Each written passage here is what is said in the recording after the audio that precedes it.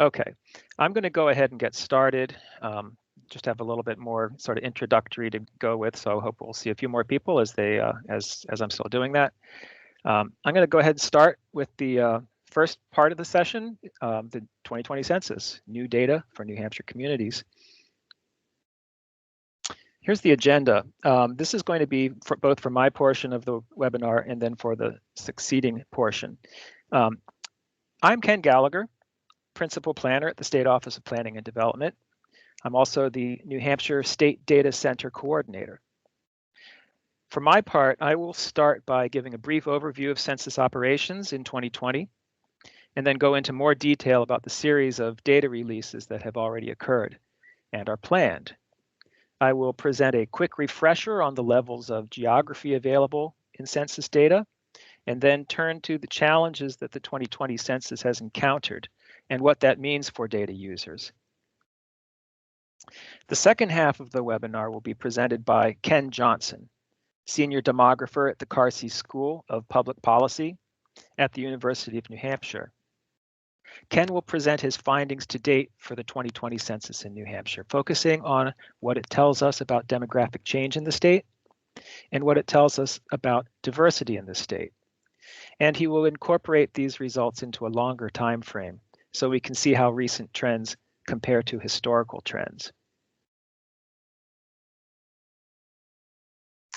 Okay, so first of all, what is the New Hampshire Data Center? We are New Hampshire's liaison to the U.S. Census Bureau. Also, until July of this year, we were part of the Office of Strategic Initiatives, but we are now part of the Office of Planning and Development within the State Department of Business and Economic Affairs. So the State Data Center distributes and interprets census data for New Hampshire. We also supply data from our state to the Census Bureau throughout the decade. We conduct annual population estimates. We produce population projections twice per decade. And we have spent quite a bit of time lately supporting the decennial census operations before, during, and continuing afterwards. If time permits, at the end of my presentation, I will mention two of those follow-up programs, Count Question Resolution and PUMA delineation. Let me just give a quick reminder of what the decennial census is about. Every 10 years, the census counts every person and every housing unit in the United States. This count is mandated in Article 1, Section 2 of the U.S. Constitution, which states that representatives and direct taxes shall be apportioned among the several states which may be included within this union, according to their respective numbers. So that means that's the number of seats in each state for members of the House of Representatives. And it also means the distribution of federal funds. One statistic that we have found is this study in 2016, which listed $3.7 billion of federal funding as being distributed to New Hampshire. We also know that the census counts are used for distributions of other types of funding, not just federal, for private business decisions and other things like that. And finally, from our point of view, the census counts are used as the baseline for our ongoing population and demographic estimates throughout the coming decade.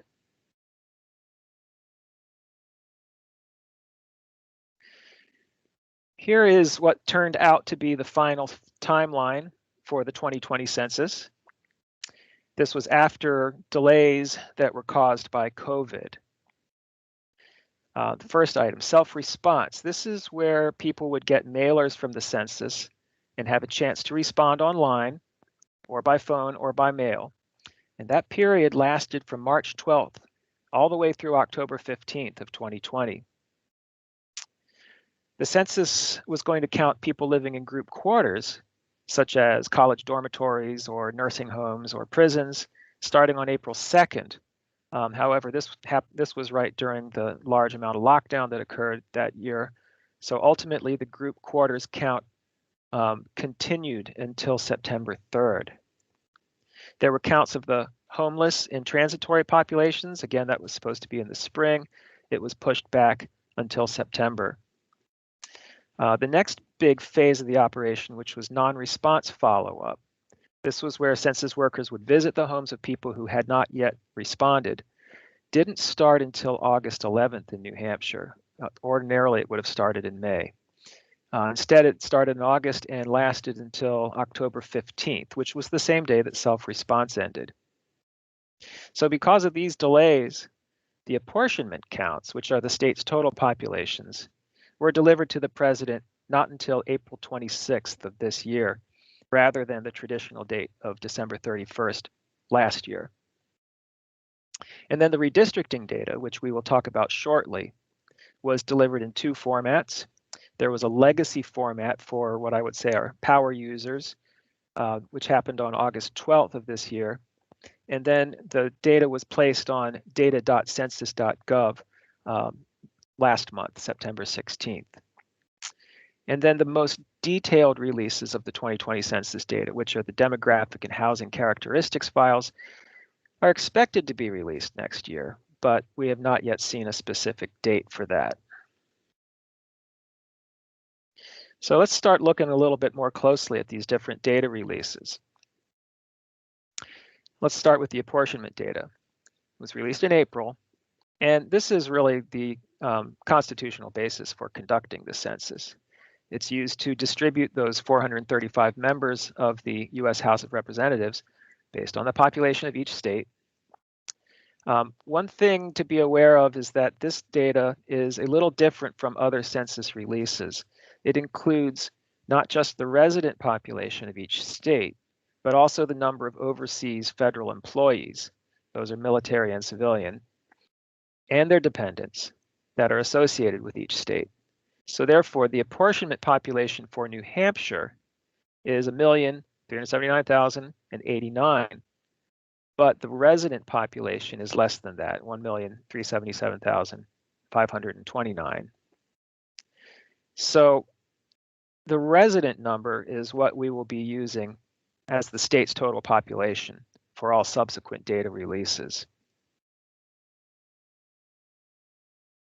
Let's turn to the redistricting data, which was released in August and September, sorry. The redistricting data contains the data the states need to draw their new voting districts that reflect the current distribution of population. This data is organized into 6 tables. The first has race categories. They are white, black, American Indian / Alaska Native, Asian, Native Hawaiian / Pacific Islander, and some other race. The second table has Hispanic Latino ethnicity data, and this is split out by race. Then the following two, P3 and P4, repeat the first 2 tables, but they are just for the voting age population 18 years and over. The 5th table gives the population living in group quarters, and the 6th lists the number of housing units and the number of them that are occupied or vacant. And you can get the data in 2 different formats. There's the legacy format data, which came out in August. These are flat files that can be imported into things like Microsoft Access or into standard statistical packages such as SAS or R. When we've sent the copies of this PowerPoint to anybody who's registered, and so you can go into this and follow the links that are on these slides.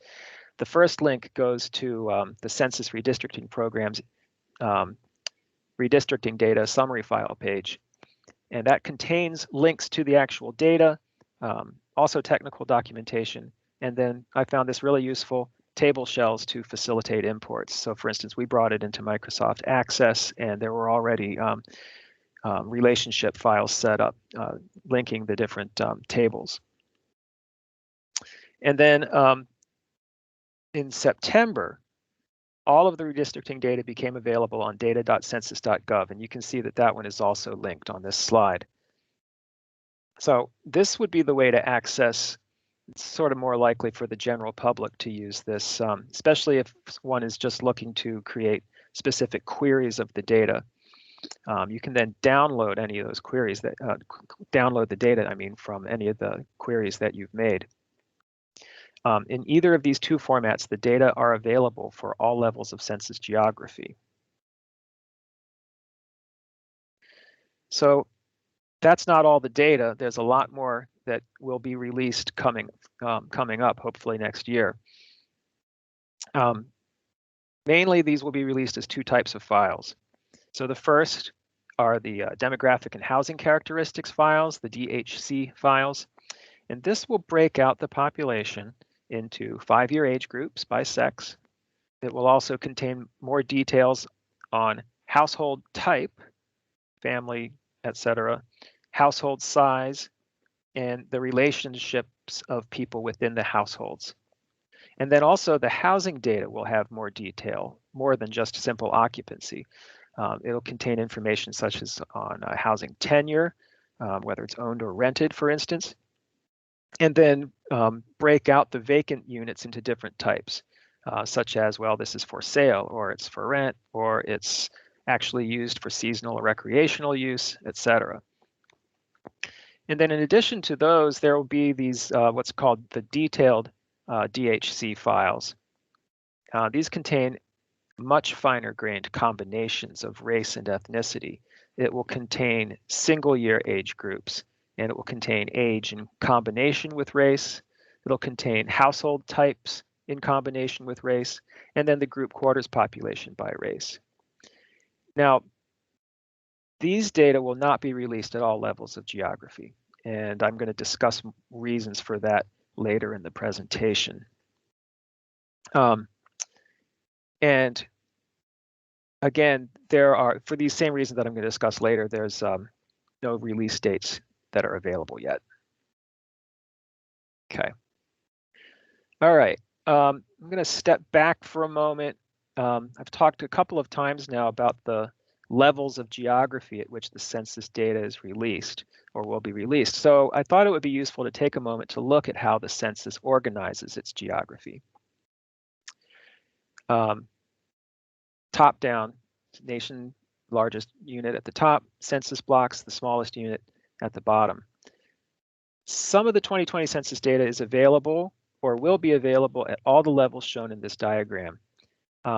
But as the subject matter of the data becomes more detailed, in other words, the finer you get with those combinations of different types of data, it will be less available at the lowest levels.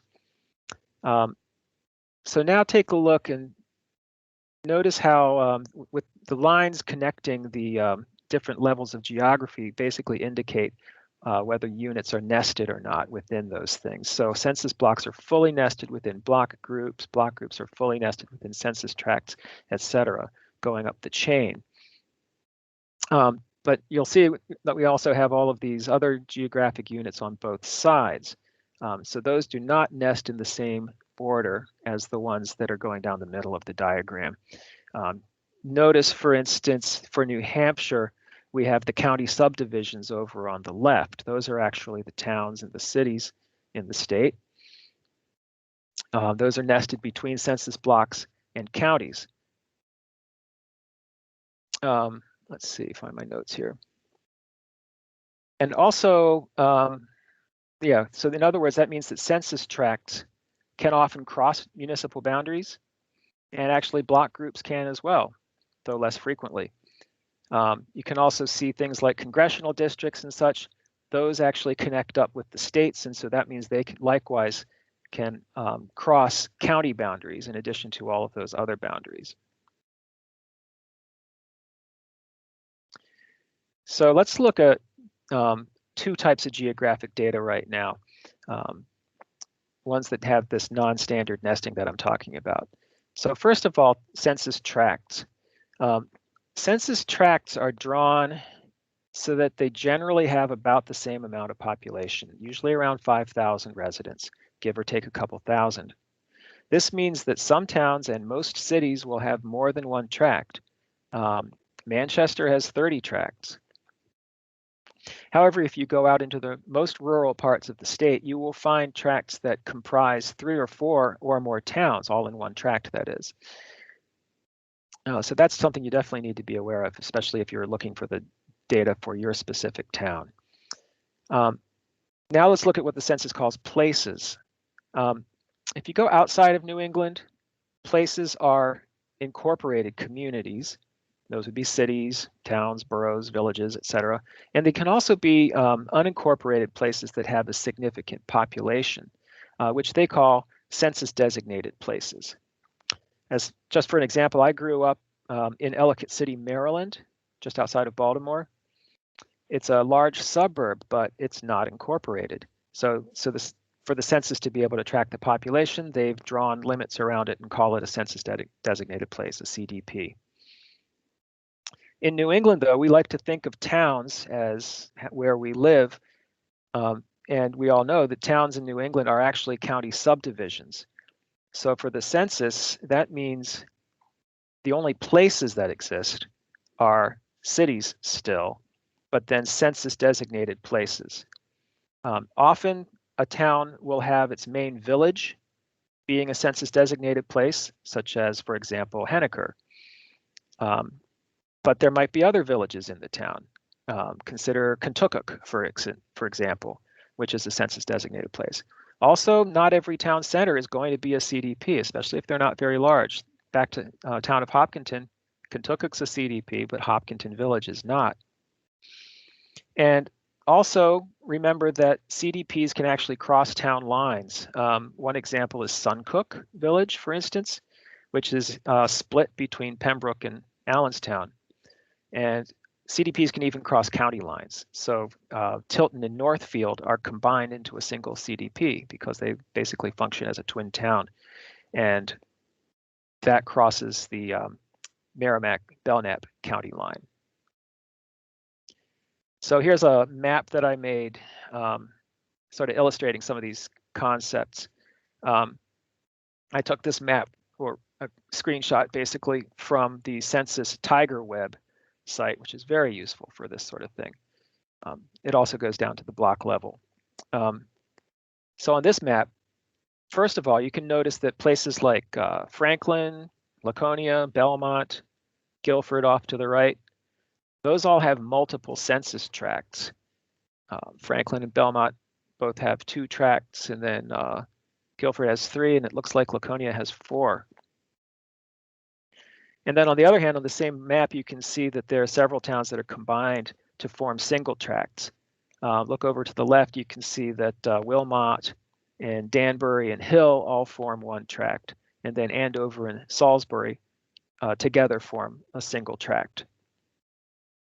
And then you can see the census-designated places that I was talking about. They're the little areas in orange, light orange.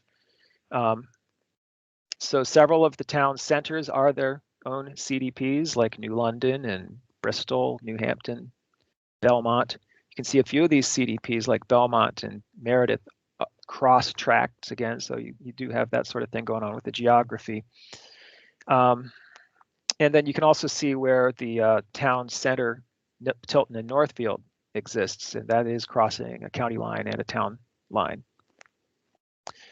All right, moving on. Let me talk a bit about the challenges that the 2020 census faced, and it's still facing, I would say. They did have an impact on the data and its release. We're all aware of the challenges caused by COVID. There were really 2 major impacts to that. The first was a series of delays to the census operations, which has resulted in delays to the release of the data, which I've already discussed. The second impact has to do with possible changes in the locations of people being counted due to movements caused by lockdowns and COVID and such. There was various amounts of speculation, a lot of it in the press, as to whether, for instance, more areas with second homes, whether areas with second homes would see an increase in population as people retreated from large cities and then declared on their census forms that this place out at their second home was where they were now living. That was one example of movements. The other major one that we were watching was how college students would be counted. The lockdowns all occurred in early March. Census Day was April 1st, but we told college students and colleges that the date for the census would be before the lockdowns occurred. So where students were ordinarily living before campuses closed. Those who were living on campus, the census was able to reach out to the colleges and get information from them as to who was on campus before March 1st, let's say. The problem was for students who were living off campus. And there was people were wondering whether the census was going to be able to find those people. Okay, and I have a note at the bottom of this slide. We did find some anomalies, and those anomalies may not be due only to COVID, however. So let me go on to the next page with some details. What I did was I took our annual population estimates. We did an estimate for 2020, and I compared that estimate with the 2020 municipal populations from the census. And we noticed, these are just a few highlights. In terms of the largest differences, and these numbers would be ones where the census found more people than our estimate. The two largest were Manchester and Nashua, and those were not ones that we really think had anything to do with COVID.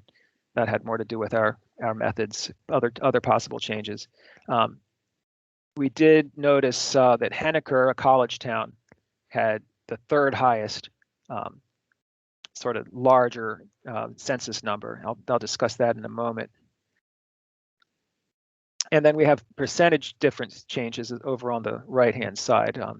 Waterville Valley, that's 100%. It went from about 250 to about 500. That could well be a second home thing going on there. Henniker, though, had the second highest. So Henniker is a college town. So that's an issue where there might have been, I don't think it had anything to do with COVID, though, or only marginally, mainly because it looks like, for whatever reason, the census put the entire population of the college enrollment into the blocks where the college occurred, not taking into account who was living in dorms and who was living off campus. So I'm thinking that's what happened there. You can see Jackson and Moultonborough. Those are ones, again, which probably have a lot of second homes. Moultonborough may not be COVID related, though, because in 2010, Moultonborough looked a little low compared to everything else. Anyway, so you get the idea. There's some COVID relationships and some things that have other reasons. Okay, I'm going to have to move on here. Actually, I do want to talk about disclosure avoidance before Ken Johnson has his session. So the disclosure avoidance is the second challenge. And I'm going to have to go over it very quickly. Mainly, it has to do with the census's need to provide very strong protections for personal data based on Title 13 of the U.S. Code. There's criminal charges for people who reveal personal data, including to anybody associated, not even with working for the census. Anyway, it's becoming increasingly possible for personal data collected by the census to be reconstructed by other people who are able to link multiple administrative databases from other sources. So, in the past, the census did have other ways of preventing. They did something called data swapping, where they simply switched numbers between different blocks, for instance. But they did a recent analysis. They found that about 57% of the population in the US has some unique combination of demographic traits at the block level and were thus vulnerable to disclosure. One presenter I heard compared this process to a giant complicated game of Sudoku. Anyway, what the census is doing this time around is a thing called differential privacy, which uses these sophisticated calculations that, and because it requires so much additional calculation, it appears to be also increasing the amount of time needed to release the data. Here's the really high level explanation of differential privacy. There's adding randomly generated noise into the census results, and they have what's called an adjustable privacy loss budget in terms of how much they feel certain types of geography need to have their privacy protected. They call it their top-down algorithm.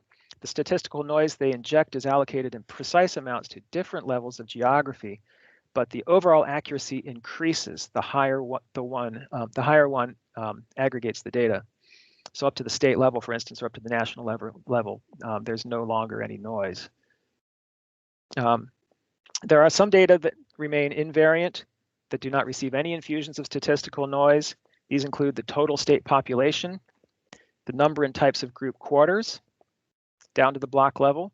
The number of housing units is invariant, occupied and vacant, down to the block level. For most other types of the data, you will see some practical effects of differential privacy, or more of them as you go down to the block level. For instance, you might find when all the data is out, you might find that there are blocks where there are no housing units, but a household population is reported. Or you might find blocks with occupied housing units, but no population reported. You might find households where there are children living, but no parents. Basically, the accuracy does improve with higher levels of geography. I've seen a recommended minimum where you really need to aggregate blocks to at least 450 people to have some sort of meaning to your data, which is greater than the noise that's injected. There's a link here on how to on a lot more information about disclosure, avoidance, etc.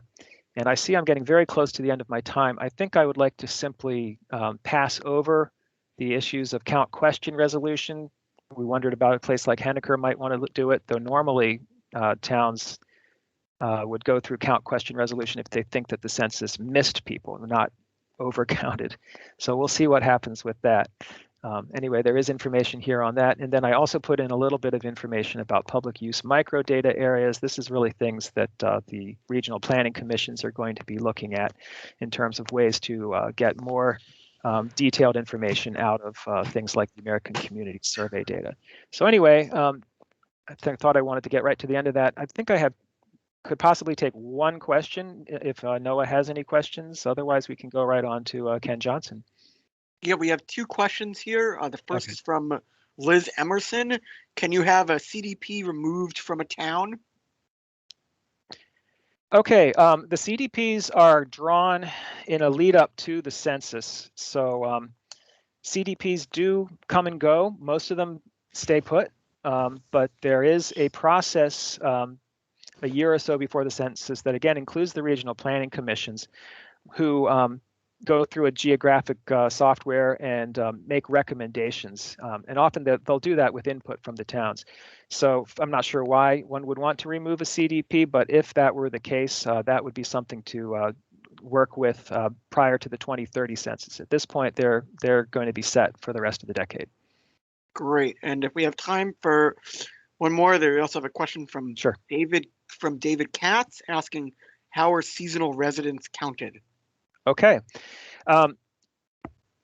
People are counted where they live most of the time. So 6 months in a day, that's where you put down where you live. If you live in Boston and you summer in Moulton Borough and come up less than 6 months of the year, you still live in Boston. So what's happened with COVID is people may have moved up to Moulton Borough or Waterville Valley. They might have moved up in March, and what we presume would be if there's a difference, they would be saying, well, we're moving up here for more than 6 months. We're going to be here for as long as we know we are. It's really up to the declaration of the person filling out the form. But basically, the rule is 6 months in a day or more. That's where you live most of the time. That's where you should be putting it down, where your place is. So the seasonal things get put down. I don't really have a good answer for how the census takers record that a place is seasonal or not. That probably requires a lot of field research. I hope that answered your question.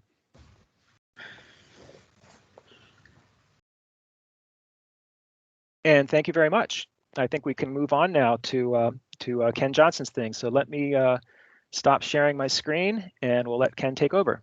Thank you, everybody. Hi, Ken. Hello. And hello, everybody. Let me see if I can get the screen up here properly.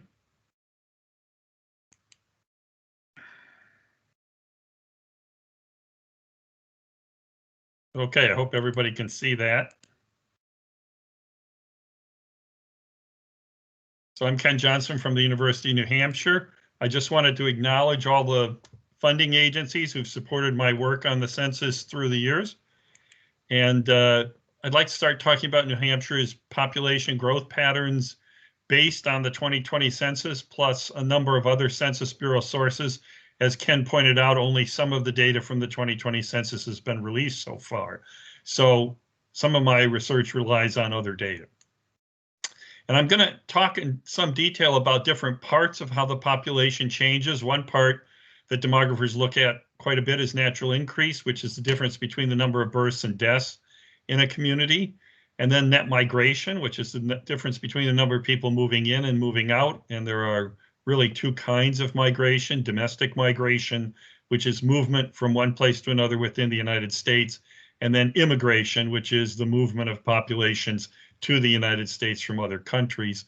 And all of these things play a role in New Hampshire's population change.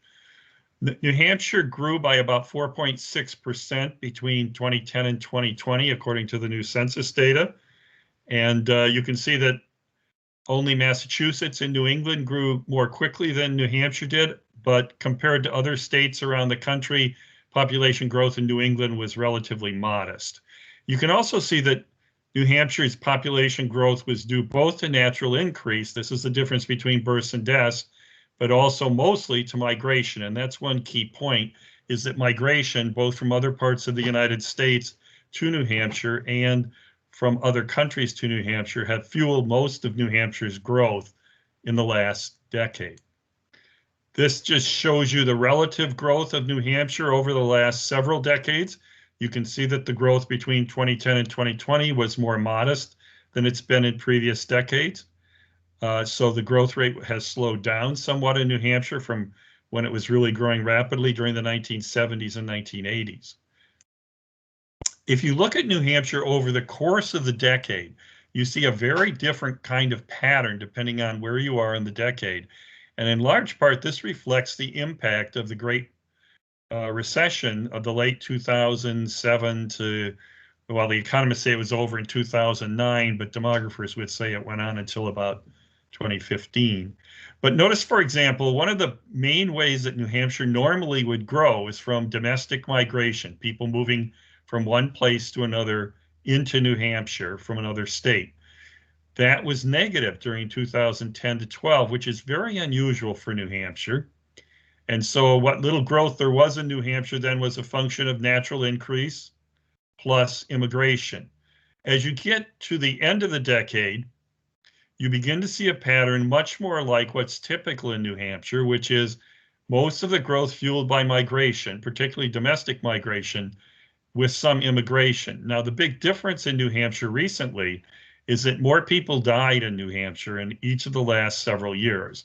And these data really predate the impact of COVID, because the census data was collected in April of 2010. And although COVID had begun by then, it wouldn't, I'm sorry, 2020, April of 2020, COVID really hadn't begun to have very much impact yet. But a key point is that migration to New Hampshire accelerated near the end of the decade, back to a pattern which is more typical of what New Hampshire usually looks like. This is just births and deaths so that you can see the fall off in births. And notice now this is all before COVID.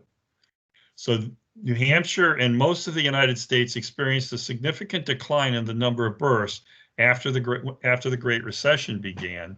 And the birth rates in the United States really haven't recovered from the levels that they were at during the Great Recession until now. So the number of births the birth rate last year was the lowest it's been as long as we've kept records, and the birth rate in 2021 and the first part of 2021 also was even lower yet. And then obviously you can see at the end of the decade, you can see COVID begin to have a little bit of impact. Just to give you an idea of how much change there is going on in New Hampshire, even though the population only grew very modestly, this will show you just between 2015 and 19, so this is just a 5-year period, how New Hampshire's population changed. And if you take one thing away from my lecture today, I think this is a key point.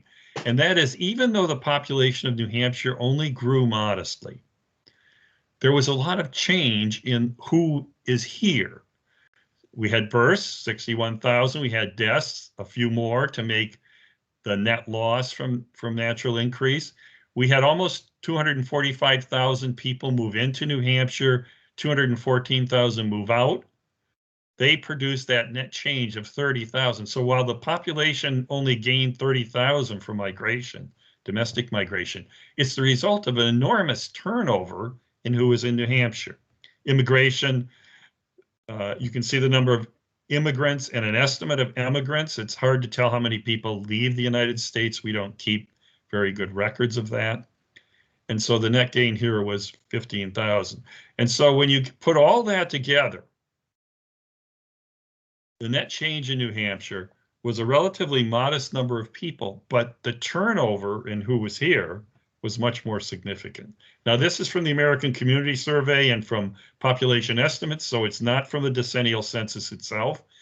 As Ken pointed out, the decennial census only asks a relatively small number of questions, so the other data comes from other sources.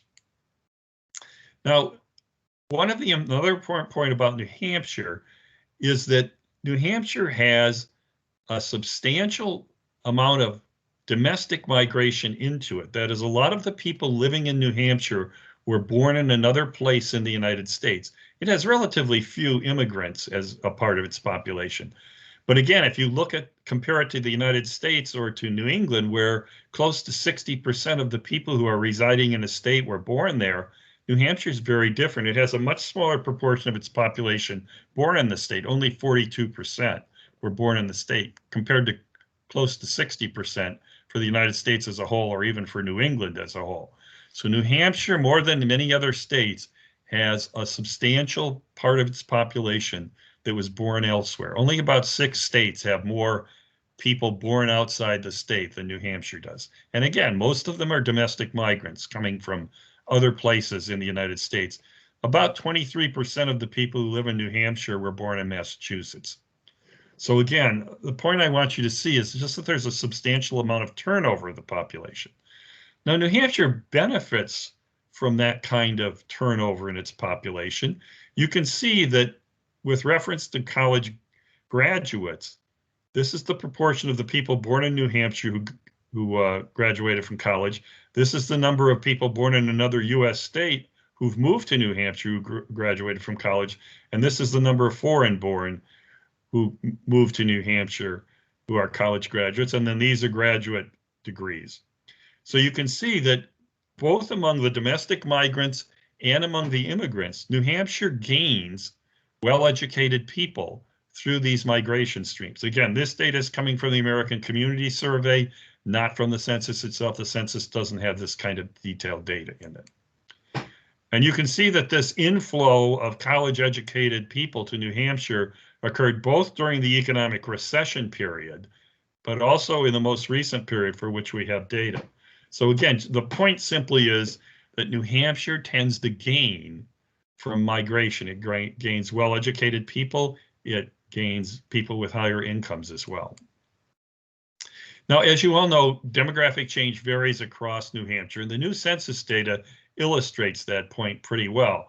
This is the annual growth rates in the 2000 to 2010 period, and then in the 2010 to 2020 period. And you'll notice overall that the growth rates were much more rapid during the period from 2000 to 2010 than they are now. But the patterns are pretty much the same. That is, the areas that were growing the most, for example, in here, also grew the most, and the areas that weren't growing very fast, like in the northern part of the state, also weren't growing very fast in the 2010 to 2020 period. So while the overall growth rates were lower, the patterns across the state were fairly similar. I want to show you this for 3 different counties: Hillsborough County, Carroll County, which is a recreational and amenity county like about 300 others in the United States, and then Coos County. So you'll notice the population growth rates in these counties, and you'll notice also that they came from very different patterns. For example, in Hillsborough County gained both from natural increase and from migrants coming into Hillsborough County either from elsewhere in the United States or immigrants. So its population growth is sort of fueled by a balance of natural increase and migration. In contrast, Carroll County, that recreational county, grew entirely because of migration. Actually, more people died than were born in Carroll County. So the migration was enough to offset that. Most of these are domestic migrants. Many of them are people who have vacationed in New Hampshire in the past and are moving to second homes or moving to the county because it's a high amenity area. And again, there are about 300 counties like it in the United States, and their patterns of change would be very, very similar. In contrast, Coos County experienced substantial natural decrease, that is, many more deaths than births. There was a very little bit of net in-migration, but not enough to offset all this natural increase, producing a population loss. So 3 different kinds of counties, even within the state, with different demographic patterns of change. And again, some of this data comes from the 2020 census, other data comes from population estimates of births and deaths. If we focus just on Hillsborough County, the biggest county in the state, you can see that the patterns of change vary somewhat between Manchester, Nashua, and the suburban part of the county, the rest of the county, which I've called suburban. In both Nashua and Manchester, it was natural increase that fueled most of the growth, more births than deaths, with a modest amount of migration as well. In the suburbs, it was mostly migration, some of it due to the outward sprawl of population out of the cities or over the border from Massachusetts, but also there was some natural increase as well. So whether you're looking at the state as a whole, at counties within the state, or even within the same county, you can see very different patterns of population change within these regions. Now, one issue that's of great concern in New Hampshire is that of aging, and New Hampshire's population is aging rapidly. These data are from the 1990 and to 2010 census, and then from population estimates from 2019. We don't have this detailed data from the census yet for 2020. When it's released, of course, I'll update all these graphs. But the patterns are pretty evident here. You can see that the older parts of the population, people in their 50s, 60s, and 70s, are increasing in New Hampshire, while the younger parts of the population are not increasing very much. So we have the older population increasing in size at the same time that other parts of the population are diminishing. Part of this is from migration. But actually, migration is offsetting some of the aging of the population. These are migration patterns from 1990 to 2000 and 2000 to 2010. We need very detailed data to do these kinds of calculations, and we don't have it yet from the 2020 census. But you can see that the state of New Hampshire in the 90s and the 2000s gained people in their 30s and 40s. This is a net gain. And when it gained those people, it also gained the children, many of whom came with these family-age adults into the state. New Hampshire did have a modest loss of younger adults.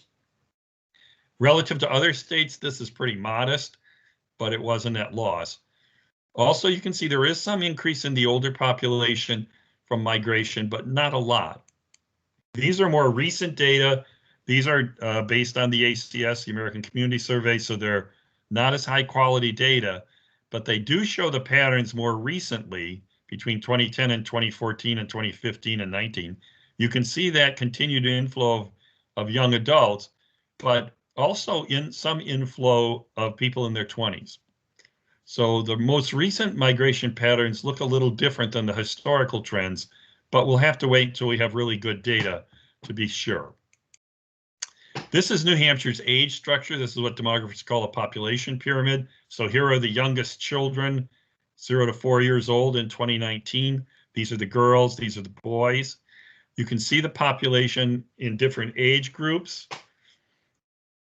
So here's the baby boom. You can still see the bump of the baby boom in the population pyramid. These are the big age groups that were born in the 1950s.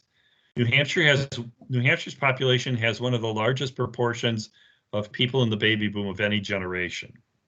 So here's why the population is going to continue to age and why we saw it aging in these graphs.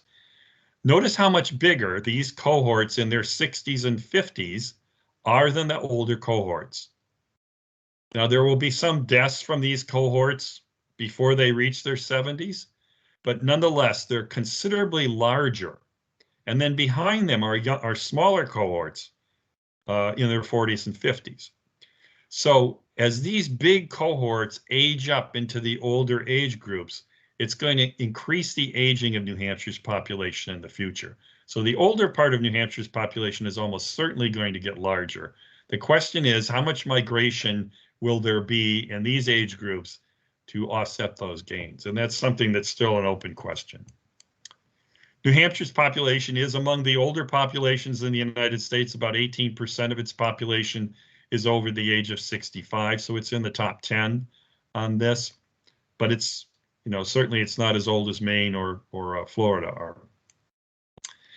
The population is distributed unevenly across the state. Again, these are ACS data. We don't have these data yet from the census. But you can see that there are parts of the state which have fairly substantial young adult populations, both in percentages and also in numbers. So here are parts of the state where concerns about schools and opening new schools may be an issue. In other parts of the state, the young population represents a smaller proportion of the population. These are the working age population, again, larger concentrations in the southwest or southeast part of the state, both in percentages and also in absolute numbers. Relatively few of this, relatively a smaller proportion of this population up north, and also, of course, smaller numbers. And then this is the senior population. Notice that the senior population represents a larger share of the population in the northern part of the state, but that the largest concentrations of older adults are in the southern part of the state. So even though they represent a more modest proportion of the population, they're more concentrated in the southern part of the state. So again, another point that I'm trying to show you is this diversity of the population along a lot of continuums, whether it's age or population change. And then, of course, we have racial and ethnic diversity, which is another area of change that's going on in the state and in the country as a whole. This is a measure of diversity across the United States. The way it's measured, or we've measured it here, is to calculate what the chances are of two people in an individual county who run into each other. What's the chances they're of the same or of a different racial and ethnic group? If the chances that they're the same, then they'll be mostly in these blues and greens. Whereas if we're in a county that's much more diverse with many different kinds of people in it, they'll tend to be in the oranges and the yellows. And you'll notice northern New England is not exactly an area with a lot of diversity compared to other parts of the United States.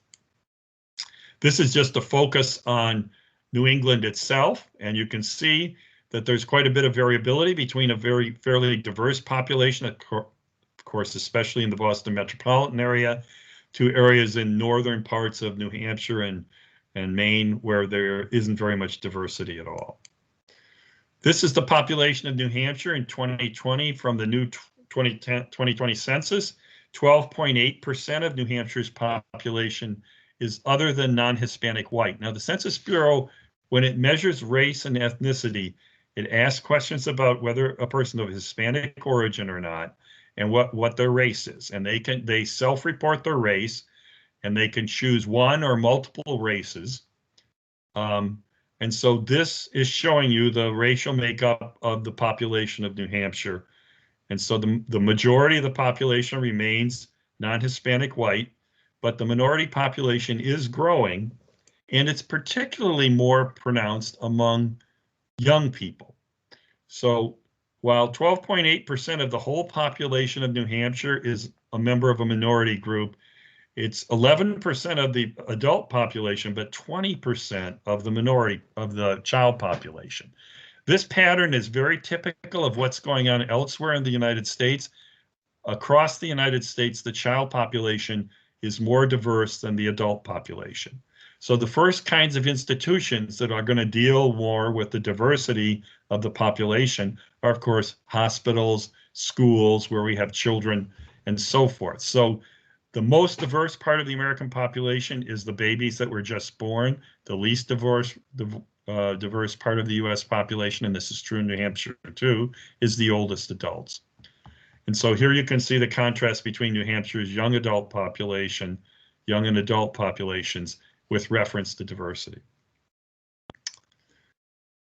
If you look at change between 2000 and 2019, again, we don't have the data to do this yet from the 2020 census, the white population has declined, especially among children, whereas the minority population has grown both among children and working age populations, whereas the increase in the size of the older population in New Hampshire is almost exclusively due to non-Hispanic white population growing. The minority population is a relatively small part of that population. In general, the minority population in New Hampshire and in the United States itself tends to be more, the older part of the population tends to be more white. The younger population tends to be where the minority population is a larger proportion. This shows you within the state, there's quite a bit of variability in the diversity of the population. I've shown you both the 18 and older population, but then the child population as well, so that you can see the contrast between these two. This focuses on the Nashua to Manchester corridor. And you can see both in the total population and in the young population that there are areas within the state which have quite high concentrations of minority population. So in a state that's easily characterized as being largely non-Hispanic white, there are still areas of the state which are quite diverse and which will present significant challenges and opportunities for organizations that deal with populations. This is a focus just on Manchester to give you kind of a more close-up view of the minority population. And then I picked 3 census tracts in Manchester just so you could see, even when we get down to this relatively micro level, the striking variability in the amount of diversity in the population. So we have some tracts like this one, which are among the most diverse, or this one, which is probably the most diverse tract in the state, compared to, in close proximity, a tract just outside of the Manchester city limits, which is much more non-Hispanic white. This diversity that I've been talking about goes along a lot of different dimensions: age, income, poverty. So this is the percentage of adults having an education, a BA or higher, and median income in 2019 for different parts of the state. So even in a small state like New Hampshire, there's a remarkable amount of diversity and variability across the state. This is poverty in New Hampshire, and certainly the state is blessed by having one of the lowest, if not the lowest, poverty rate in the United States. But that doesn't mean that there aren't areas within the state where there is poverty, particularly among the children of the state. Again, this is American Community Survey data, so it's an estimate, it's a sample estimate, so there are margins of error here. So I wouldn't stake my life on what the percentage of in poverty is right here, but I'm pretty confident that it's higher than it is in some of these areas that are blue. So again, when you're using sample data, especially at a level of geography as low as the tract level, you have to take the actual values with some skepticism and realize that there's a margin of error, which the Census Bureau reports to you around each of these estimates. So just in closing, almost all the population gain in New Hampshire between 2010 and 2020 was due to migration. Diversity is modest in New Hampshire. It's one of the least diverse states in the country, but it's growing here, especially among children. There are uneven patterns of population growth and decline across the state, and the population is aging, which is a concern as we move toward to the future. So thank you very much. I'll turn this back over to Ken now.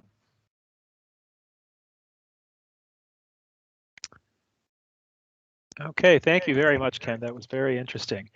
And so I'll ask Noah again, do we have any further questions? We do. We have a question from Kevin Peterson. Has net in-migration returned to pre-Great Recession levels? No, it hasn't. It's the migration streams into the state are still are lower than they were prior to the Great Recession. I mean, especially than they were in the 1990s and 80s and 70s. Great. And Andy Bodnarick is asking, where can we get a copy of these slides? Well, a lot of the data in these slides are in a set of publications that I had Ken send to you, and I think that will give you most of the information you need. If there's something specific you want, you can send me an email. But I'm still working on all of this stuff, so it's still preliminary, and I'm hesitant to widely disseminate slides of data that I'm still analyzing. Great. Those are the only questions I'm seeing at the moment. Okay. All right. Well, I want to thank you all for taking the time to come listen to us talk today, and appreciate Ken Johnson coming and sharing your expertise. And once again, thank you all. We will send out links to the recording of this session to all of you who are attending. So again, thank you for coming, and hope to see you again. All right, bye.